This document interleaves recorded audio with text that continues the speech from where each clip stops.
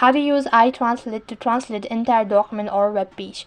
Hi everyone, welcome back to our channel. In this video, I'll be showing you the ways to use iTranslate to translate entire documents or web page.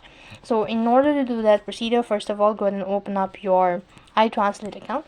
The iTranslate primarily focuses on translating text input, such as individual phrases, sentences, or short phrases. So rather than entire document or web page. While you can certainly copy and paste the text and a document or web page into iTranslate for translation, and this app may not be optimizing for translating large blocks of text or maintaining formatting. So for translating entire document or web page, you might consider using other translation tools or services that are specifically designed for such tasks.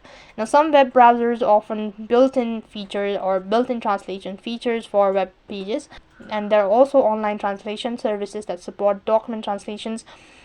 And additionally, there are specialized document translation tools and software available that can handle larger volumes of text more efficiently. So that is all for this video. I hope the video was helpful. Make sure to like, share, and subscribe to our channel. Thank you for watching. See you in the next video.